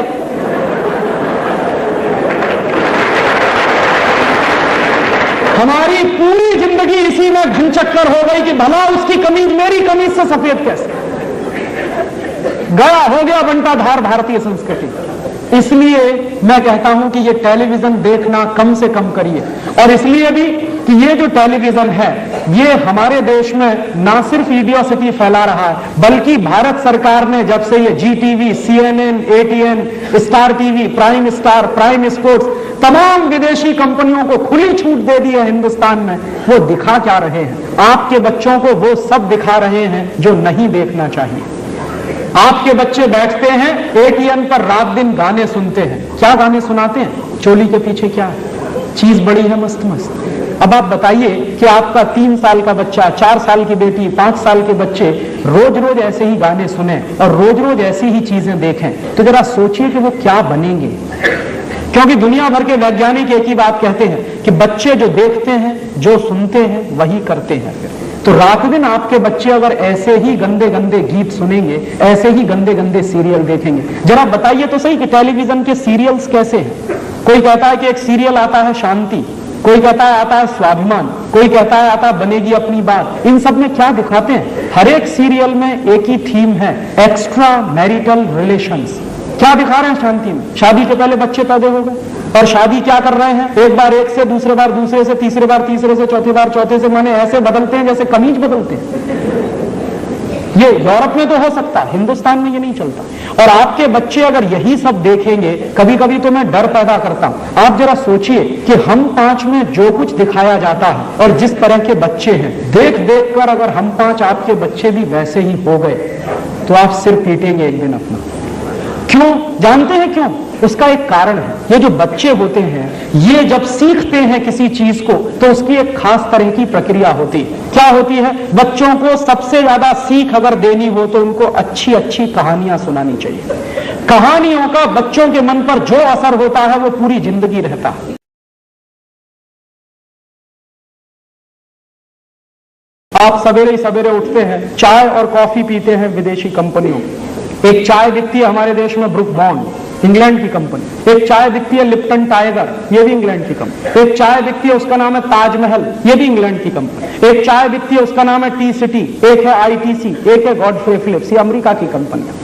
तो इतनी सारी विदेशी कंपनियों की चाय और कॉफी आप पीते हैं, सवेरे ही सवेरे गुलामी शुरू हो जाती है। और ये चाय कॉफी क्यों पीते हैं? तो अक्सर लोग कहते हैं कि राजीव भाई उसी में तो स्मार्टनेस है। माने आज ये माना जाता है कि जो चाय कॉफी नहीं पिएगा वो बेवकूफ है, जो चाय कॉफी पिए वो बहुत स्मार्ट है। और अक्सर लोगों से मैं पूछता हूं कि क्यों पीते हैं चाय कॉफी, तो कहते हैं उसमें क्वालिटी होती है। क्या क्वालिटी होती है ये किसी को नहीं मालूम। चाय और कॉफी में क्वालिटी नहीं है, जहर है। क्या जहर है जानते हैं? चाय में एक जहर होता है उसका नाम है टैनिन, और कॉफी में एक जहर होता है उसका नाम है कैफीन। ये टैनिन और कैफीन दोनों जहर हैं जो कैंसर कर देते हैं। तो हम लोग क्या करते हैं? सवेरे ही सवेरे जहर पीते हैं और कहते हैं क्वालिटी पी रहे हैं। और क्या करते हैं? खुद तो पी रहे हैं, मरेंगे, मेहमान को भी मार रहे हैं पिला पिला के चाय। क्योंकि जब भी मैं किसी के घर में जाता हूं सबसे पहले पूछते हैं राजीव भाई चाय पिएंगे? मैं कहता हूं नहीं पिएंगे। कॉफी पिएंगे? मैं कहता हूं नहीं पिएंगे। तो क्या पिएंगे फिर? कोई नहीं पूछता राजीव भाई गाय का दूध पिएंगे या दही की ताक पिएंगे या लस्सी पिएंगे या नारियल का पानी पिएंगे। एक बार बंबई में मैं गया, मेरे एक परिचित हैं करोड़पति व्यक्ति, तो मैंने उनसे घर में जैसे ही घुसा तो उनकी पत्नी ने पूछा चाय कॉफी पिएंगे? मैंने कहा नहीं पीऊंगा। तो कहने लगी क्या पिएंगे? मैंने कहा नारियल का पानी पिलवा दीजिए। कहने लगा वो नहीं है हमारे। मैंने कहा क्यों नहीं है? कहा राजीव भाई नारियल का पानी ऑफर करने में शर्म आती है, माने चाय कॉफी जैसा जहर पिलाने में शर्म नहीं आती, नारियल का पानी पिलाने में शर्म आती। मैंने उनसे पूछा आपको मालूम है चाय कॉफी किसको पीनी चाहिए? उन्होंने कहा मुझे नहीं मालूम। सच्चाई यह है कि हम में से किसी को नहीं मालूम कि चाय कॉफी किसको पीनी चाहिए। चाय कॉफी पीनी चाहिए उन लोगों को जो बहुत ठंडी में रहते हैं, माने America, Germany, France, Sweden, Switzerland, तमाम उन देशों में भयंकर ठंडी पड़ती है। साल में 9 महीने भयंकर ठंडी पड़ती है, 6 महीने तो बर्फ जमी रहती है। उन लोगों को चाय कॉफी की जरूरत होती है क्योंकि ठंडी ज्यादा पड़ती है और चाय कॉफी दोनों बहुत गर्म चीजें हैं। हमारे यहाँ क्या होता है, हमारे यहाँ साल में 9 महीने भयंकर गर्मी पड़ती है। तो जिस देश में साल में 9 महीने भयंकर गर्मी पड़ती है उसमें और गर्म चाय और कॉफी पी रहे हैं, माने सत्यानाश कर रहे हैं। और क्या सत्यानाश कर रहे हैं? अपने शरीर का और अपने शरीर के साथ साथ देश का क्या सत्यानाश कर रहे हैं? परदेशी कंपनियां आपके देश में चाय कॉफी बेच रही हैं। पता है क्या होता है? चाय हमारे देश के किसान पैदा करते हैं, कॉफी भी हमारे देश के किसान पैदा करते हैं। ये परदेशी कंपनियां क्या करती हैं? हमारे किसानों से चाय खरीदती हैं 24 रुपए में किलो, और वो 24 रुपए किलो की चाय जो खरीदते हैं किसानों से, उसको हमें बेचते हैं 125 रुपए में 1 किलो। माने बीच का मुनाफा चला गया सब परदेशी कंपनियों। क्या होता है? हर साल ये कंपनियां हमारे देश में 70 करोड़ किलोग्राम के आसपास चाय कॉफी बेचते हैं और हजारों करोड़ रुपया कमा के ले जाते। आपको मालूम है हम एक साल में जितनी चाय कॉफी पी लेते हैं उतने में हमारे देश का 5,600 करोड़ रुपया विदेशी कंपनियों के हाथ में चला जाता है। तो सवेरे ही सवेरे हिंदुस्तान के खून पसीने की कमाई का 5,600 करोड़ परदेशी कंपनियों के हाथ में हम दे देते हैं, फिर कहते हैं भारत माता की जय। कहां से भारत माता जिंदा रहने वाली है? तो मैं आपसे निवेदन करने आया कि ये चाय कॉफी की अंग्रेजियत छोड़िए। तो आप पूछेंगे क्या पिए? हिंदुस्तानी बनिए, गाय का दूध पीजिए। गाय के दूध से बढ़िया दूसरी कोई चीज नहीं है पीने के लिए। तो आप पूछेंगे क्यों? अगर आप 5,600 करोड़ रुपए की चाय कॉफी पी रहे हैं, इतने ही पैसे का अगर गाय का दूध बिकना शुरू हो जाए इस देश में तो कम से कम 1 करोड़ गाय पालनी पड़ेगी, और 1 करोड़ गाय अगर पालनी पड़ेगी तो 25 लाख गोपालक चाहिए, क्योंकि 4 गाय एक आदमी देख सकता। तो 25 लाख गोपालक अगर चाहिए तो 25 लाख लोगों को रोजगार मिल सकता है उतने ही पैसे में जितने में हम चाय कॉफी पीकर हिंदुस्तान की बर्बादी कर रहे हैं। तो आप अपने शरीर को बर्बादी से बचा सकते हैं और हिंदुस्तान के 25 लाख लोगों को रोजगार दे सकते हैं 5,600 करोड़ का अगर गाय का दूध पीना शुरू करें। और एक दूसरी बात कि अगर 1 करोड़ गाय हम पालें और उसमें से इतना दूध पैदा हो तो हर गाय 1 साल के अंदर खड़े खड़े 25,000 रुपए का ऑर्गेनिक फर्टिलाइजर पैदा करती है। गोबर जो देती है उसमें से 25,000 रुपए का खाद बनता एक गाय से। तो हर साल हिंदुस्तान में 25,000 करोड़ रुपए का खाद पैदा होगा। ये 25,000 करोड़ रुपए का खाद आपके देश के किसानों के काम में आएगा, और उस खाद से जो गेहूं पैदा होगा, चावल चना पैदा होगा, उसका टेस्ट आप भूल गए हैं क्योंकि केमिकल फर्टिलाइजर भर भर के आपने खेत का नाश कर दिया। तो हम गाय का दूध पिएंगे, 5,600 करोड़ का दूध बिकेगा, 25 लाख लोगों को रोजगार मिलेगा, 25,000 करोड़ का ऑर्गेनिक फर्टिलाइजर पैदा होगा। ये सब काम इस देश में हो जाएंगे। एक छोटा सा काम आपको करना है, अंग्रेजियत को छोड़िए, चाय कॉफी बंद करिए। उसके बाद आप अगर चाय कॉफी बंद करेंगे तो गाय का दूध, नारियल का पानी, संतरे का रस, मौसम्मी का रस, ये सब पिएंगे। संतरे का रस पिएंगे तो पैसा किसान के पास जाए, मौसम्मी का रस पिएंगे तो भी पैसा किसान के पास जाए, नींबू का शरबत पिएंगे तो भी पैसा किसान के पास जाएगा। माने चाय कॉफी छोड़कर आप कुछ भी पिएंगे भारतीय व्यवस्था का तो पैसा देश का देश में ही रहेगा और हमारे ही किसान के पास जाएगा। ऐसे मैं आपसे एक दूसरी छोटी सी निवेदन करना चाहता हूं कि हमारे घरों में अंग्रेजियत की टूथपेस्ट आती है, Colgate, Closeup, Cibaca, Forhans, Gleem, Glow, ढेर सारे टूथपेस्ट, और टूथपेस्ट करने के लिए टूथब्रश भी। किसी से भी मैं पूछता हूं कि क्यों करते हैं ये कॉलगेट, तो कहते हैं राजीव भाई सांस की बदबू दूर होती और दांतों की सड़न दूर होती। तो मैं उनसे पूछता हूं कि अच्छा जब कॉलगेट नहीं होता था तो सबके दांत सड़ जाते होंगे और सबकी सांस में बदबू आती होगी। एक दिन ये बात मैंने मेरे घर में पूछी मेरी दादी माँ को। मेरी दादी माँ की उम्र है 75 साल। मैंने कहा दादी माँ, तुम्हारे जमाने में तो कॉलगेट नहीं था तो तुम्हारे दांत तो सड़ गए होंगे और तुम्हारी सांस में इतनी बदबू आती होगी कि कभी दादाजी तुम्हारे पास नहीं बैठते होंगे। तो उसने कहा कि बेवकूफ, मेरे दांत अभी तुझसे ज्यादा अच्छे। तो मैंने पूछा क्यों? तो उसने बताया कि नीम का दातुन करती है, बबूल का दातुन करती है। माने अगर दांत बचाने हैं तो नीम का दातुन करिए, बबूल का दातुन, और दांत सड़ाने हैं तो करिए कॉलगेट, क्लोजअप, सिबाका, फॉरहंस, और एक दिन में 10-10 बार करिए। जितनी बार ब्रश रगड़ेंगे उतनी जल्दी दांत खोखले हो जाएंगे। ये आप मुझसे लिखवा कर ले लीजिए। क्यों? जिन देशों में टूथपेस्ट सबसे ज्यादा इस्तेमाल होता है उनमें से एक देश है अमेरिका, और अमेरिका में ही सबसे ज्यादा दांतों के मरीज हैं और दांतों के डॉक्टर भी हैं, सबसे ज्यादा। क्योंकि बर्बादी आई है दांतों की, क्योंकि पेस्ट खरीदते। और ये पेस्ट क्यों खरीदते हैं? अक्सर हम मानते हैं कि इनमें क्वालिटी है। दुर्भाग्य से कोई भी टूथपेस्ट में क्वालिटी नहीं है। ये जो कॉलगेट, क्लोजअप, सिबाका, फॉरेन, क्यों? क्योंकि ये कॉलगेट बनाने वाली कंपनी, पेप्सोडेंट बनाने वाली कंपनियां कभी नहीं बताती हैं आपको कि ये टूथपेस्ट बनता कैसे। कोई कंपनी अपने डिब्बे पे नहीं लिखती कि ये टूथपेस्ट कैसे बनाया। और ये भी जान लीजिए, किसी भी कंपनी के टूथपेस्ट को आईएसआई मार्क नहीं है। कॉलगेट को आईएसआई मार्क नहीं, पेप्सोडेंट को आईएसआई मार्क नहीं, क्लोजअप को आईएसआई मार्क नहीं। क्यों? क्योंकि ये बहुत ही रद्दी किस्म के टूथपेस्ट हैं। क्यों है ये रद्दी? ये कॉलगेट, क्लोजअप, सिबाका जैसे टूथपेस्ट बनते हैं मरे हुए जानवरों के हड्डियों के चूरे से। अंग्रेजी में हम कहते हैं डाई कैल्शियम फॉस्फेट। ये डाई कैल्शियम फॉस्फेट क्या है? मरे हुए जानवरों के हड्डियों का चूरा। और हम क्या करते हैं? रोज सवेरे ही सवेरे उठ के मरे हुए जानवरों का हड्डियों का चूरा अपने अपने मुंह से रगड़ते हैं और फिर कहते हैं सांस की बदबू दूर हो रही है। बदबू दूर हो रही है कि बदबू आ रही है? और ऊपर से क्या कर रहे हैं? ये मरे हुए जानवरों का हड्डियों का चूरा जो है, उससे भी ज्यादा खतरनाक एक दूसरी चीज है टूथपेस्ट में, उसको कहते हैं सोडियम लॉरेल सल्फेट। इसको अगर दूसरी भाषा में कहूं तो सिंथेटिक डिटर्जेंट, और तीसरी भाषा में कहूं तो वो चीज जिससे बनता है सर्फ और रिन। माने जिस चीज से कपड़ा धोने का साबुन बनता है वही चीज डाली जाती है टूथपेस्ट में। क्यों डालते हैं? झाग बनाने के लिए। हमारे यहां कुछ ऐसे बेवकूफ हैं जो मानते हैं कि जितना ज्यादा झाग बने उतना ही अच्छा टूथपेस्ट। तो उनसे मैं कहता हूं कि रिन से दांत साफ करिए, उसमें सबसे ज्यादा झाग बनता। ये बेवकूफी है। और एक तीसरी और खतरनाक चीज है टूथपेस्ट में, सिंथेटिक डिटर्जेंट के अलावा एक तीसरी खतरनाक चीज है, उसको कहते हैं फ्लोराइड। ये फ्लोराइड वो जहर है जिससे फ्लोरोसिस नाम की बीमारी होती है। तो हमारे देश में टूथपेस्ट बिक रहे हैं जिनमें मिलाया हुआ है फ्लोराइड जैसा जहर, जिनमें मिलाया हुआ है सिंथेटिक डिटर्जेंट जो बनते हैं मरे हुए जानवरों के हड्डियों के चूरे से। अब आप बताइए कि इन चीजों में क्वालिटी है क्या? ये सब चीजें बहुत ही रद्दी चीजें हैं। तब आप पूछेंगे कि फिर क्वालिटी कहां है? बेस्ट क्वालिटी है नीम का दातुन, बबूल का दातुन। जानते हैं क्यों? नीम एक ऐसा पेड़ है जो 24 घंटे ऑक्सीजन देता। हमारी प्रकृति में 3-4 ऐसे पेड़ हैं जो 24 घंटे ऑक्सीजन देते हैं। तुलसी, नीम, पीपल और बड़। तुलसी को घर के आंगन में क्यों लगाते हैं? क्योंकि ऑक्सीजन मिलता। नीम को घर के दरवाजे पे क्यों लगाते हैं? क्योंकि ऑक्सीजन मिलता। उस नीम के दातुन में है ऑक्सीजन, और आपको सबसे ज्यादा जरूरत है ऑक्सीजन की। हमें हमेशा जरूरत है ऑक्सीजन की। तो आप नीम का दातुन करते हैं तो आपको मिलता है ऑक्सीजन। और उससे भी बढ़िया एक दूसरा काम होता, जितनी देर आप नीम का दातुन चबाएंगे उतनी देर आपके मुंह में लार बनेगी, सलीवा बनेगा। और जितना ज्यादा सलाइवा बनेगा उतना ही अच्छा आपका डाइजेस्टिव सिस्टम रहेगा, और जितना अच्छा आपका डाइजेस्टिव सिस्टम रहेगा उतना ही बीमारियां आपसे दूर रहेंगी। क्योंकि 90% बीमारियां पेट की गड़बड़ी से होती।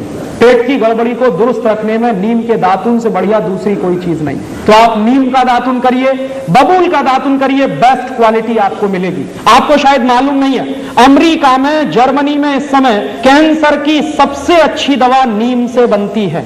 लेकिन अमेरिका में नीम नहीं है, होता ही नहीं है वहां, जर्मनी में भी नहीं होता। तो कहां से जाता है? हिंदुस्तान से जाता है। यहां से जाता है नीम, उसमें से निकालते हैं नीम का तेल, उससे बनाते हैं दवाएं। और वो दवाएं पता है अमेरिका में किस भाव में बिकती हैं? नीम से बनाई हुई अमेरिका में कैंसर की एक गोली 980 रुपए की है इस समय। और अमेरिका की वो कंपनी क्या सोचती है कि उनके देश में तो नीम होता नहीं, तो हिंदुस्तान में नीम होता है। तो उसने क्या किया? नीम पर पेटेंट करवा लिया। और नीम पर पेटेंट करवा के वो इंतजार कर रहे हैं कि कब हिंदुस्तान में कोई ऐसी सरकार आए जो अमेरिका के उस पेटेंट को हिंदुस्तान में भी मान्यता दे, तो हमारा सारा नीम उनके कब्जे में चला जाए। आपको मालूम नहीं है, बेस्ट क्वालिटी हमारे पास है। और ये मालूम क्यों नहीं है? जब से घर में इडियट बॉक्स आया है, जिसको आप टेलीविजन कहते हैं उसको मैं इडियट बॉक्स कहता हूं, वो कभी जाहिरात नहीं देता नीम के दातुन की। कॉलगेट की जाहिरात रोज आती है, दिन में 50 बार आती है, 100 बार आती है, लेकिन नीम के दातुन की कभी नहीं आती। जिसमें बेस्ट क्वालिटी है वही कभी नहीं बताता।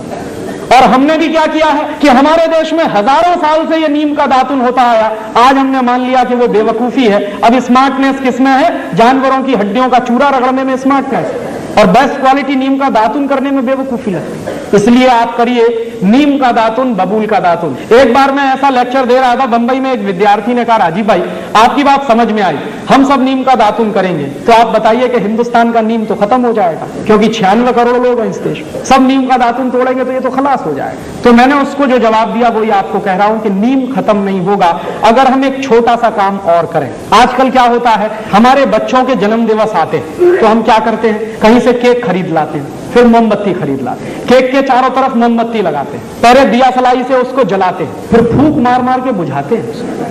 आपको मालूम है भारतीय संस्कृति में दीपक कब बुझाते हैं? भारतीय संस्कृति में दीपक बुझाते हैं जब किसी की मौत होती है। हम क्या कर रहे हैं, जिसका जन्मदिन मना रहे हैं उसी के मरने की तैयारी भी कर रहे हैं। और ये आया कहां से है? अंग्रेजियत से आया है ये तंत्र। तो इस बेवकूफी की अंग्रेजियत को छोड़िए। तो आप पूछेंगे फिर क्या करें? अपने बच्चों का जन्मदिन मनाइए, घी के दीपक जलाइए, बुझाते नहीं है। भारतीय संस्कृति में दीपक जलाया जाता है, तो दीपक जलाइए। और एक दूसरा छोटा सा काम और करिए कि अपने बच्चे के नाम से उसके जन्मदिन पर एक नीम का पौधा लगाइए। तो आपके अगर मान लीजिए एक बच्चा है और उसके 50 जन्मदिन आए, भगवान से मैं तो कहता हूं कि 100 आए, लेकिन अगर 50 भी जन्मदिन आए तो वो 50 नीम के पेड़ लगाएगा। और हिंदुस्तान में 96 करोड़ की आबादी है, हर साल 96 करोड़ नीम के पौधे लगेंगे। और आपको मालूम नहीं है, एक नीम का पेड़ अगर 10 साल तक खड़ा रहे, उसको कोई काटे नहीं, तो 15 लाख रुपए की ऑक्सीजन देता। तो अगर हमारे बच्चे ने 50 नीम के पेड़ लगाए अपने पूरे जीवन में, तो 7.5 करोड़ रुपए की ऑक्सीजन पैदा होगी। इतना बड़ा काम होगा। और वो ऑक्सीजन काम किसके आएगी? हमारे। और नीम का दातुन हम सबको मुफ्त में मिलेगा। दातुन को कभी भी एक बार करके मत फेंकिए, एक बार किया उसको काट के पानी में डाल के रखिए, दूसरी बार भी काम आएगा। एक दातुन को मैं कम से कम 1 हफ्ते चलाता हूं। एक बार मैं ये बता रहा था तो IIT का एक स्टूडेंट खड़ा होगा, कहने लगा क्या राजीव भाई उल्टी उल्टी बातें बताते हैं, एक दातुन को बार बार कैसे करें, गंदा नहीं लगता? तो मैंने कहा भाई जरा ये बता कि एक टूथब्रश को कितनी बार करता हूं? एक बार किया धो के रख दिया, दूसरी बार किया धो के रख दिया, तीसरी बार किया धो। तो एक टूथब्रश को सालों साल करता तो गंदा नहीं लगता। नीम का दातुन 2 बार कर रहा है तो थोड़ा गंदा लगता। कहने लगा राजीव भाई सच्ची में अपना दिमाग घूम गया है। मैंने कहा घूमे हुए दिमाग को सीधा कर लेते, और इसलिए आप दातुन खरीदिए। जो लोग दातुन नहीं कर सकते उनके लिए एक दूसरी बात। और इसके पहले एक छोटी सी बात और, एक बार मैंने हिसाब लगाया, पूरे देश में परदेशी कंपनियों का जितना टूथपेस्ट बिकता है और टूथब्रश करीब 450-500 करोड़ रुपए का है। और ये 450-500 करोड़ रुपया हम दे देते हैं परदेशी कंपनियों को। अगर इतने रुपए का नीम का दातुन बिके या बबूल का दातुन बिके तो जानते हैं क्या होगा? कम से कम 4 लाख लोगों को रोजगार मिलेगा। आप जाइए कभी बंबई में, हर स्टेशन के बाहर नीम का दातुन, बबूल का दातुन बिकता है, लेकिन जो बेचने वाले लोग हैं बहुत ही गरीब हैं, सवेरे से शाम तक बेचारे बैठे रहते हैं, बहुत कम लोग हैं खरीदते हैं। कि अगर सब लोग उनका दातुन खरीदें तो पैसा उस गरीब के पास जाएगा और वो उस गरीब के माध्यम से किसान के पास पहुंचे। तो अगर ये व्यवस्था बने तो 4 लाख किसानों को हम रोजगार दे सकते हैं। माने 4 लाख किसान हिंदुस्तान में सिर्फ नीम का पेड़ लगाकर ही रोजगार पा सकते हैं। ये व्यवस्था हम चला सकते हैं। और जो लोग दातुन नहीं कर सकते वो उंगली से मंजन करें। काला दंत मंजन आता है, लाल दंत मंजन आता है, सबसे बढ़िया दंत मंजन नमक मीठू, वो आपके सबके घर में है। दंत मंजन क्यों करें? क्योंकि ये जो उंगली होती है, दाहिने हाथ की पहली उंगली, इसमें एक मेरिडियन पॉइंट होता है। एक्यूप्रेशर का विज्ञान बताता है कि दाहिने हाथ की पहली उंगली में लार्ज इंटेस्टाइन का एक मेरिडियन पॉइंट है। तो जितनी देर आप उंगली से दांत साफ करते हैं, दांतों की सफाई होती है, मसूड़ों की मालिश होती है, उससे भी बड़ा काम होता है, आपकी बड़ी आंत की पूरी सफाई होती है। आपको मालूम नहीं है। इसलिए हजारों साल से इस देश में उंगली से दांत साफ करने की परंपरा है। बहुत वैज्ञानिक काम है उंगली से दांत साफ करना। तो या तो उंगली से दांत साफ करिए या करिए दातुन, दोनों बेस्ट क्वालिटी हैं। हिंदुस्तान का सैकड़ों करोड़ रुपया बचेगा, 4 लाख लोगों को हम रोजगार दे सकते हैं। ऐसा ही एक तीसरा छोटा सा निवेदन, हमारे घरों में साबुन आता है, Lux, Lifebuoy, Liril, Rexona, Pears, कैने, पामोलिव, जॉनसन एंड जॉनसन वगैरह वगैरह। ये सब साबुन क्यों खरीदते हैं? एक बार मैंने एक भाई से पूछा कि लक्स से क्यों नहाते हो? कहने लगा माधुरी दीक्षित कहती। एक दूसरे से पूछा कि तुम क्यों लगाते हो? कि हेमा मालिनी कहती। तो कभी माधुरी दीक्षित और हेमा मालिनी कुएं में गिरेंगे तो हम भी गिरेंगे। ये बेवकूफी मत करिए। और मैं शायद आपको मालूम नहीं है कि माधुरी दीक्षित की या हेमा मालिनी या कोई भी फिल्मी हीरोइन लक्स से नहीं नहाती, साबुन से नहीं नहाती। तो आप पूछेंगे मुझको कैसे मालूम? मुझको पता चला अभी कुछ दिन पहले बंबई में मेरा एक व्याख्यान हुआ था जुहू में, और जुहू वो जगह है जहां हिंदुस्तान के ये फिल्मी हीरो हीरोइन ज्यादा रहते हैं। व्याख्यान कैसे हुआ? एक कोई फिल्मी हीरो है, उनका नाम है धर्मेंद्र। उन्होंने मेरे व्याख्यान के कैसेट सुने, मेरे व्याख्यान के कुछ 10 कैसेट निकले हैं, तो उन्होंने सुने और उन्होंने तुरंत फोन किया कि मैं राजीव दीक्षित से बात करना चाहता हूं। मैंने कहा मैं बोल रहा हूं। तो कहने लगे आपके 10 कैसेट सुनने के लिए मैंने 10 घंटे गाड़ी चलाई और घर नहीं गया जब तक कैसेट खत्म नहीं हुआ। मैंने कहा बहुत अच्छी बात है, क्या लगा आपको? मैं आपका एक व्याख्यान करना चाहता हूं। मैंने कहा जरूर करिए, मैं आऊंगा। क्या आपकी फीस क्या है? मैंने कहा मैं फीस नहीं लेता कभी व्याख्यान के लिए। कहने लगा अच्छा फिर तो मुझे खुशी है, आप आइए। मैंने कहा जरूर आऊंगा, एक ही शर्त है कि जितने फिल्मी हीरो हीरोइन है उनको सबको बुलाइए ज्यादा से ज्यादा। तो उन्होंने कहा मैं कोशिश करता हूं। तो क्या हुआ, उनका एक बंगला है लोनावाला में, पूना और बंबई के बीच में, वहां उन्होंने व्याख्यान रखा। मैं गया, ज्यादा लोग तो नहीं आए, कुछ 25-30 लोग आए थे। उनके बीच में मीटिंग हुई, बातचीत हुई, बहुत सारे सवाल पूछे। जब खत्म हो गए उनके सवाल तो मैंने उनसे कहा कि अब मैं एक सवाल पूछूंगा। तो हेमा मालिनी से मैंने पूछा कि आप मुझे बताओ कि लक्स से नहाती हो? नहीं। लाइफ बॉय से नहाती हो? नहीं। कैमे से नहाती हो? नहीं। लिरिल से नहाती हो? नहीं। मैंने कहा आप नहाती भी हो? तो कहने लगी नहाती तो रोज हूं। मैंने कहा फिर किससे? तो उन्होंने बताया चने के आटे में मलाई डाल के नहाती हूं, माने बेसन में मलाई डाल के नहाती हूं। तो मैंने कहा अगर आप बेसन में मलाई डाल के नहाती हैं तो ये बात पूरे देश को क्यों नहीं बताती? कहने लगी डर लगता है। मैंने कहा क्या डर लगता है? कि अगर हिंदुस्तान की सभी बहनों ने बेसन में मलाई डालकर नहाना शुरू किया तो सब हेमा मालिनी हो जाएंगे, तो मेरी तो कुर्सी खतरे में पड़ जाएगी। तो आप ये जान लीजिए कोई भी फिल्मी हीरोइन साबुन से नहीं नहाती। क्यों? उसका कारण है जितने साबुन हैं वो बनते हैं कास्टिक सोडा से, और कास्टिक सोडा शरीर की त्वचा के लिए बहुत खराब होता है। और आप ये चाहें तो प्रयोग करिए, साबुन से नहाइए, नहाने के 20 मिनट के बाद जब आपका शरीर सूख जाए तो नाखून से ऐसे लाइन खींचिए, सफेद रंग की लाइन खींचेगी। और आजकल ठंडी का दिन है, साबुन से नहाइए, 10 मिनट बाद आपका पूरा चेहरा सफेद सफेद हो जाए। क्यों? उसमें जो कास्टिक सोडा है वो आपकी शरीर की त्वचा से चिपक जाता है, चाहे जितना पानी डालिए धुलता नहीं, इसलिए साबुन सबसे रद्दी चीज है। तब आप पूछेंगे बेस्ट क्वालिटी क्या है? बेस्ट क्वालिटी है मुल्तानी मिट्टी, मिलती है अभी भी इस देश में, खरीद लाइए बाजार से। क्या करें उसका? मुल्तानी मिट्टी को दही में डाल दीजिए रात को, या दही की ताक में डाल दीजिए, सवेरे तक एकदम मुलायम हो जाएगी। उसको पेस्ट बनाइए, शरीर पर ऐसे ही लगाइए जैसे साबुन लगाते हैं, और नहा लीजिए गर्म पानी से, एकदम फ्रेश हो जाएंगे। दूसरा तरीका, चने का आटा माने बेसन, उसमें मलाई मिलाइए, पेस्ट बनाइए, उसको रगड़िए और उससे नहाइए। तीसरा तरीका, आप जो है अपने घर में ले आइए मसूर की दाल का आटा, मसूर की दाल होती है उसको पिसवाइए, उसका आटा बनता है, उसमें शहद मिलाइए, मध मिलाइए और उसका पेस्ट बना के उससे शरीर को लगाइए और गर्म पानी से नहाइए, आपकी स्किन एकदम सॉफ्ट हो जाएगी। चौथा तरीका, मुल्तानी मिट्टी लीजिए, अरीठा का पाउडर लीजिए, शिकाकाई पाउडर लीजिए, तीनों को बराबर बराबर मात्रा में मिलाइए, डिब्बे में बंद करके रखिए, 1 साल तक इसका कुछ नहीं बिगड़ता। नहाने के 20 मिनट पहले 1 चम्मच पाउडर 1 गिलास पानी में डाल दीजिए और उस पानी से पहले सिर के बाल धो लीजिए, आपके बाल टूटना बंद हो जाएंगे। और फिर उसी पानी से शरीर से नहा लीजिए, आप कोई साबुन लगाने की कभी जरूरत ही महसूस नहीं होगी। और आपको मैं बताऊं सबसे अच्छा, आपके यहां अकोला में गाय के गोबर से एक साबुन बनता है, और गाय के गोबर से जो साबुन बनता है, पिछली बार मैं आया था यहां से खरीद के ले गया था और मैंने मेरे सब दोस्तों को बांटा, मैं भी नहाता हूं। मैं आपको सच बताऊं कि उस साबुन से नहाने के 10 मिनट के बाद शरीर में से खुशबू निकलती।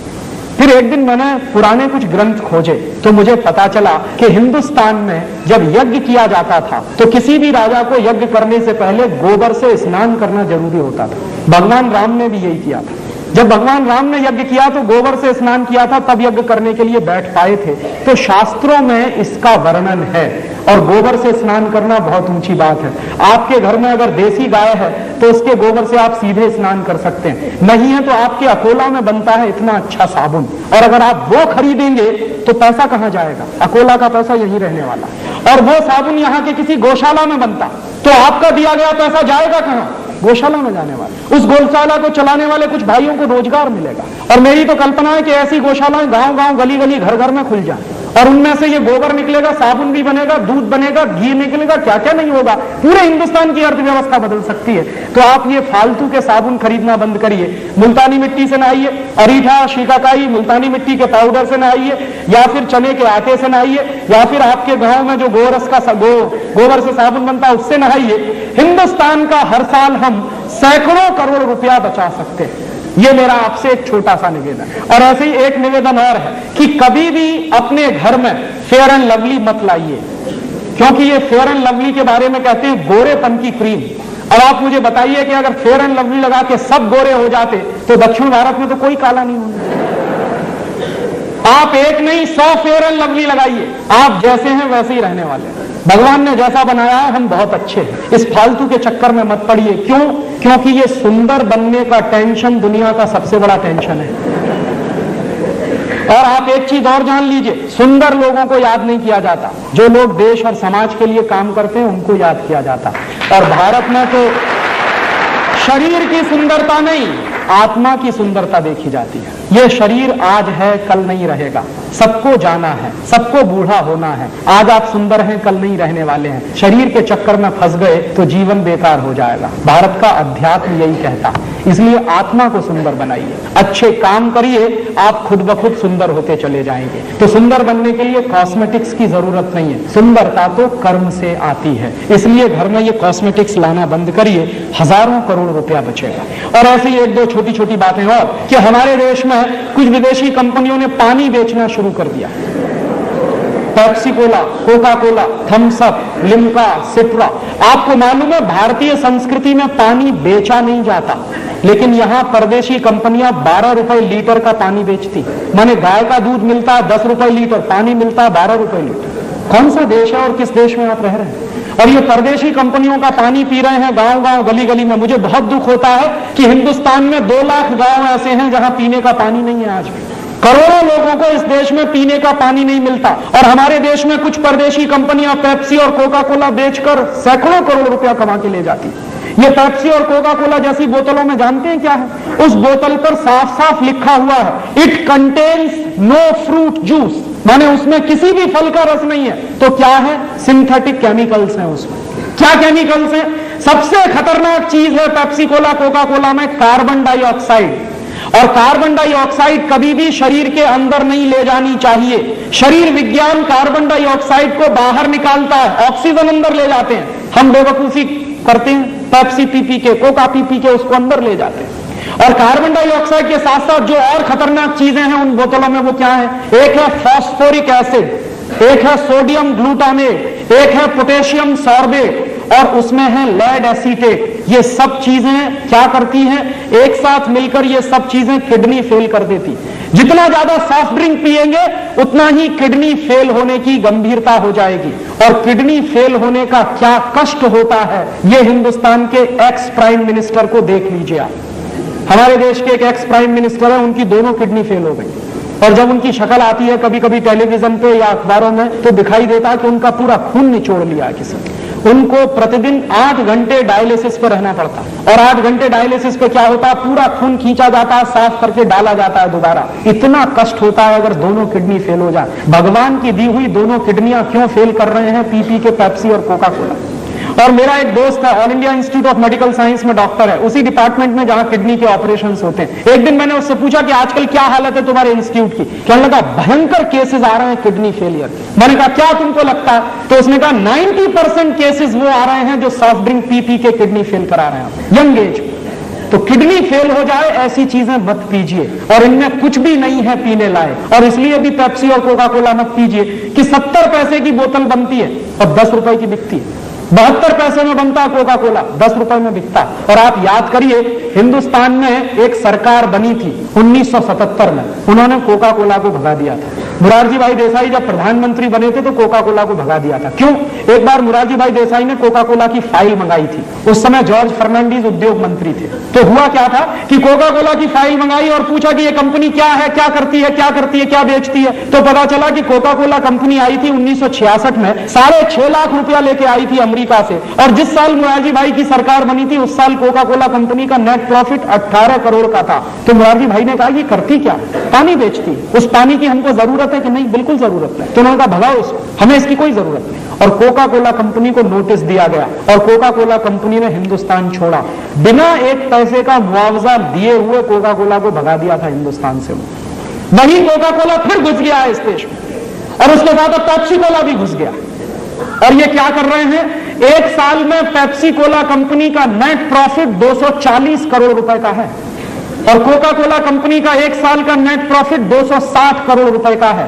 एक साल में इन दोनों कंपनियों का 2000 करोड़ रुपए का सॉफ्ट ड्रिंक बिकता है हमारे मार्केट में। पैसा बर्बाद हो रहा है। और पहले क्या था कि कुछ हमारी स्वदेशी कंपनियां भी थी, अब इन दोनों कंपनियों ने सबको हड़प लिया। हमारी एक कंपनी थी पार्ले जो थम्स अप और लिम्का बनाती थी, वो चली गई अब कोका कोला के कंट्रोल में।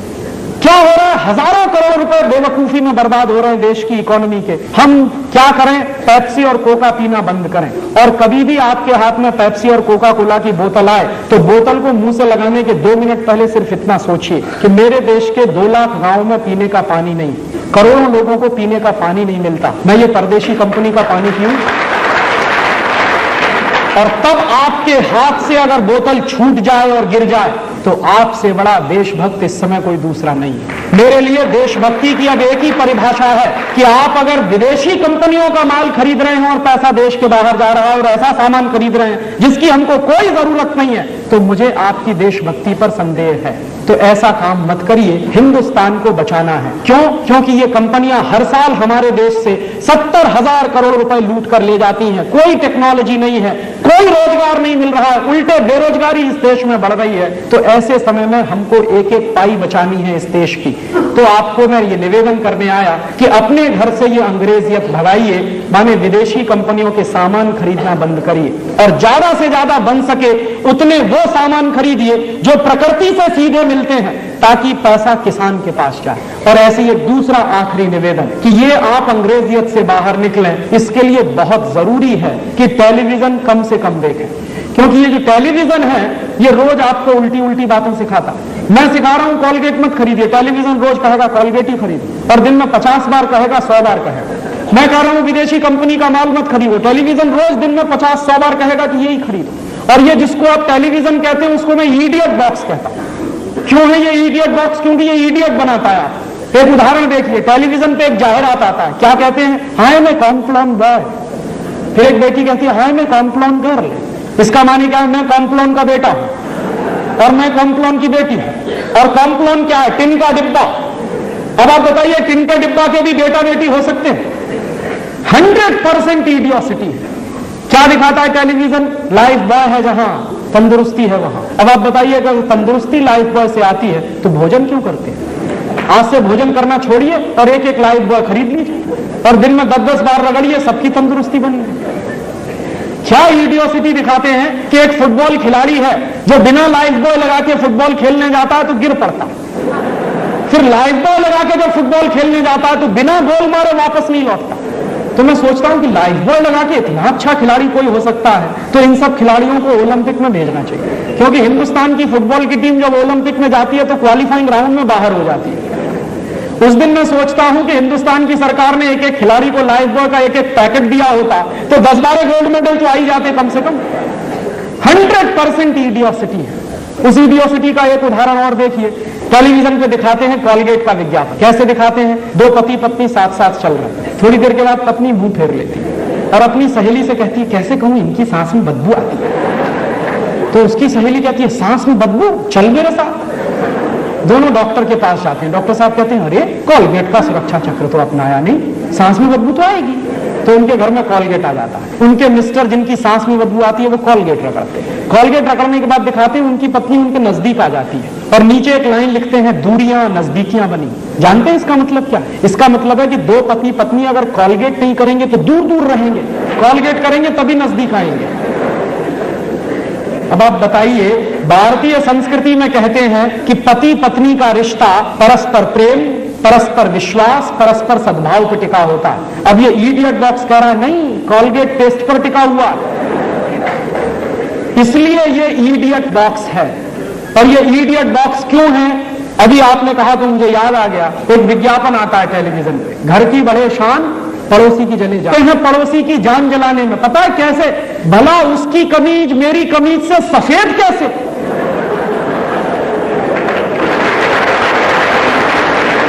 हमारी पूरी जिंदगी इसी में घनचक्कर हो गई कि भला उसकी कमीज मेरी कमीज से सफेद कैसे?